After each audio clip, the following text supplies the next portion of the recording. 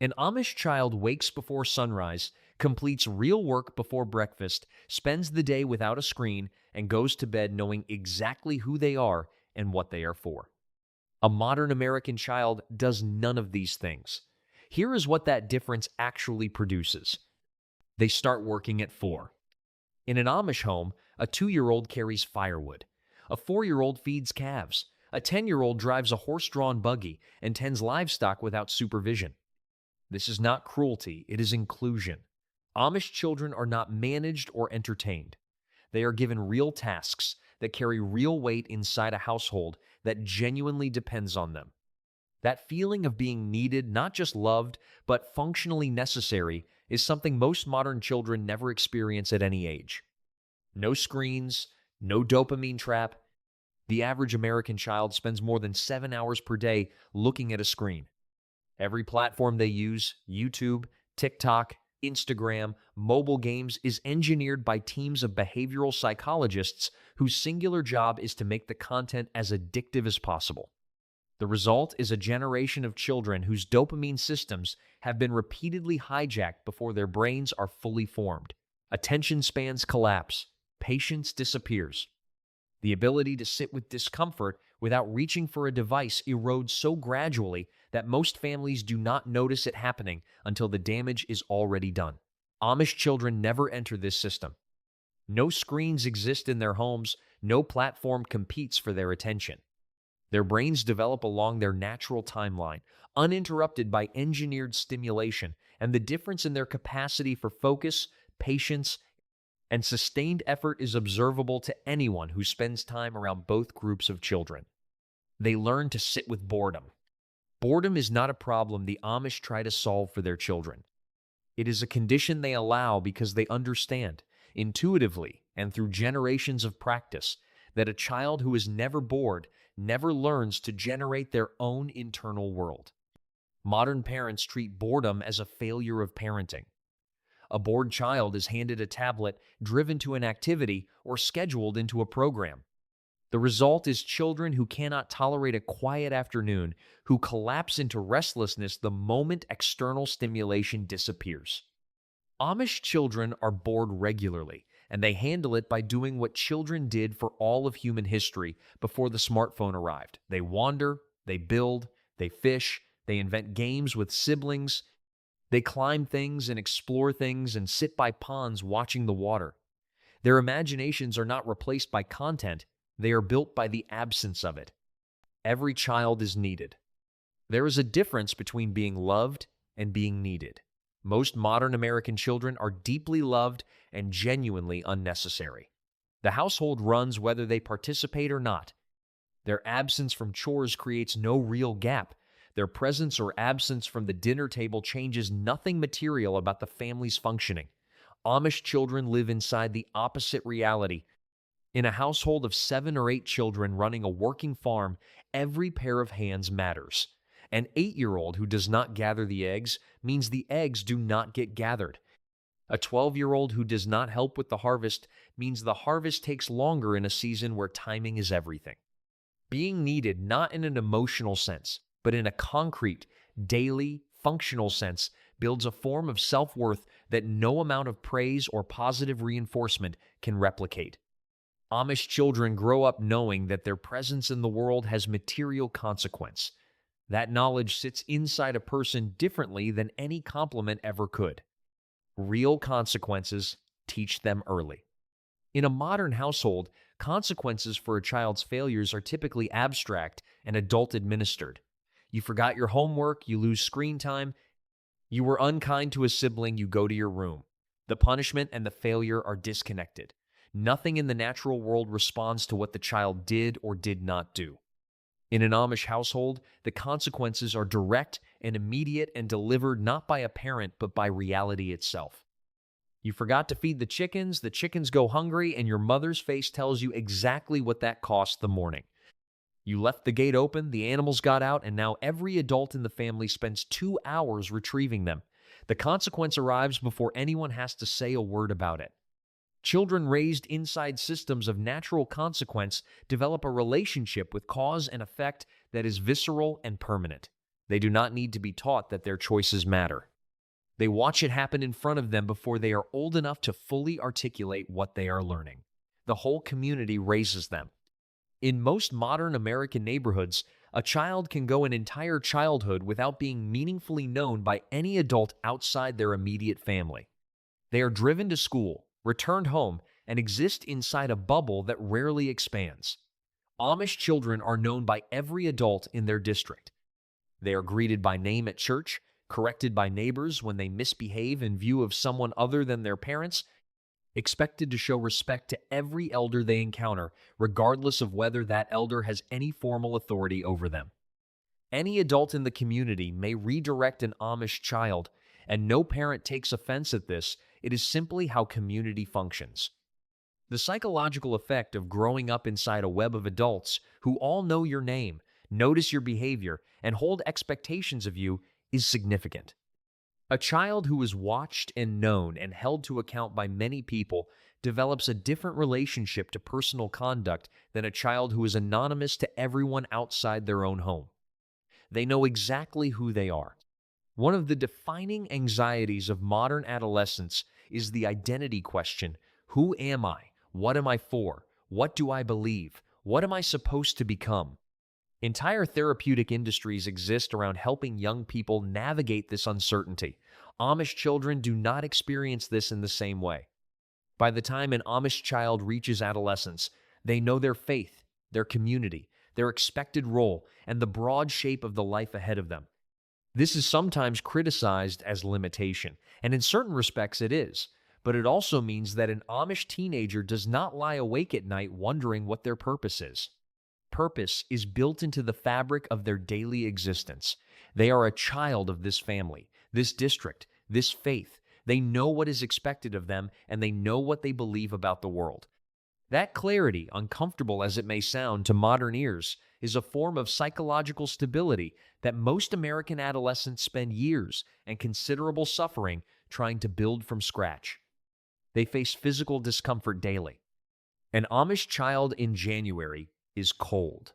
Not uncomfortably chilly, genuinely cold, in the way that working outdoors before sunrise in a Pennsylvania winter produces. They do not have the option of staying inside, wrapped in warmth, until conditions improve. The animals need feeding. The wood needs splitting.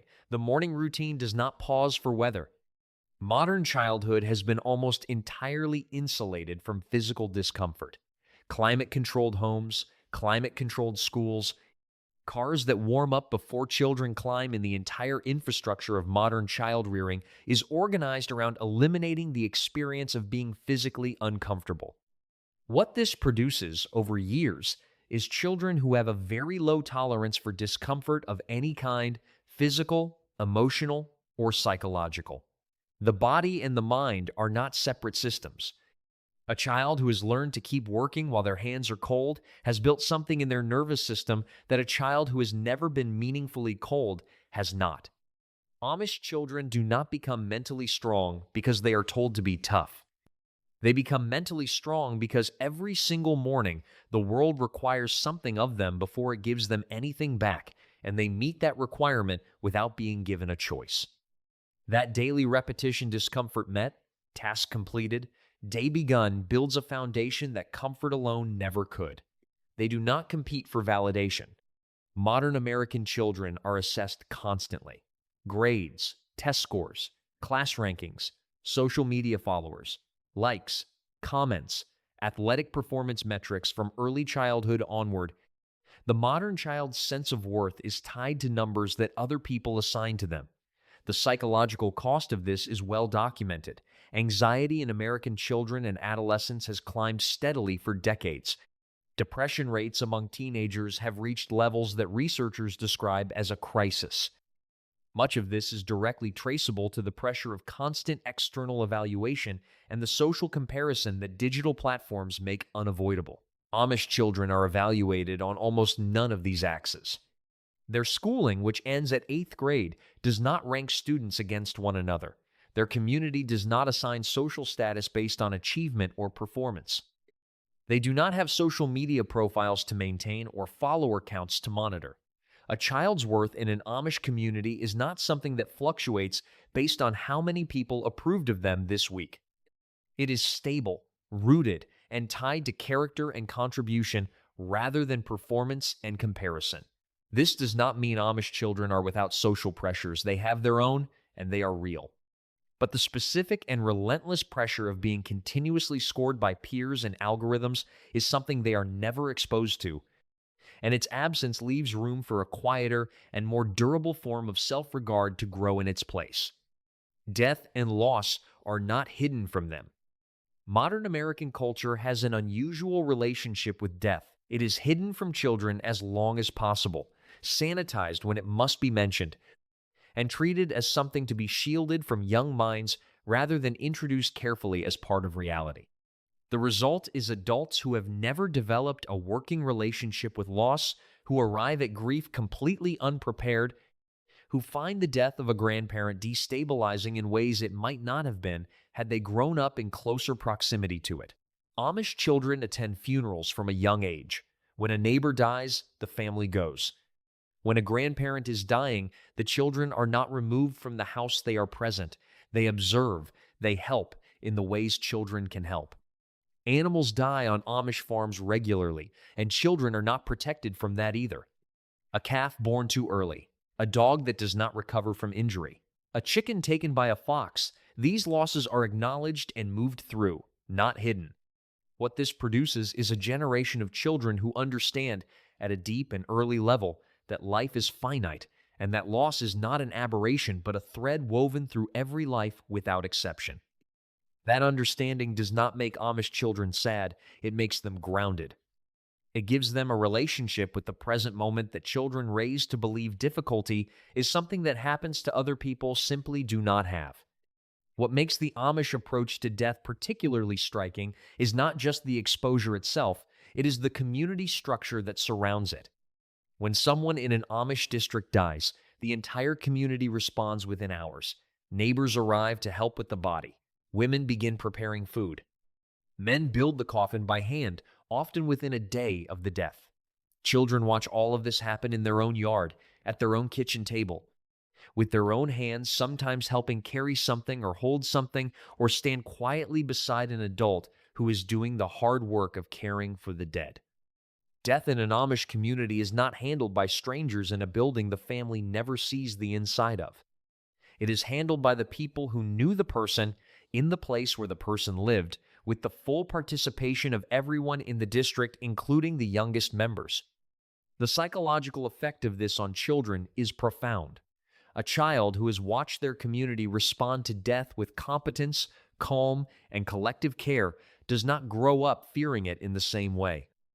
They have seen that grief is survivable. They have seen that the people around them know what to do when the worst thing happens. That knowledge that the community will hold together even when someone inside it is gone is one of the quietest and most powerful forms of security a child can carry into adult life. What this costs and what it builds. It would be dishonest to describe Amish childhood as simply superior without acknowledging what it costs. Amish children do not choose their faith. They do not choose their community, their education, their future, or in many cases, the terms under which they will be allowed to remain inside the only world they have ever known. The mental strength they develop is real, but it is built partly through limitation, and limitation always has a price. The child who never searches for identity does not get to discover who they might have become if the question had been left open. The child who learns early that discomfort must be endured also learns, sometimes, that their own discomfort is not worth voicing. These are real costs, and they sit alongside everything else that is true about Amish childhood. What is also true is this: American children are struggling in ways that are measurable and serious and getting worse. Anxiety, depression, loneliness, fragility in the face of ordinary setbacks, these are not character flaws in modern children. They are the predictable outputs of a system that removed discomfort, outsourced identity, replaced community with platforms, and handed children screens before they could read. The Amish did not design their child-rearing practices to produce mental strength. They designed them to produce faithful, humble, hardworking members of a specific community. Mental strength is what came out the other side. And whether or not any of it is replicable outside an Amish district, the contrast is worth sitting with, because somewhere between the two childhoods described in this video is a question every parent eventually has to answer for themselves.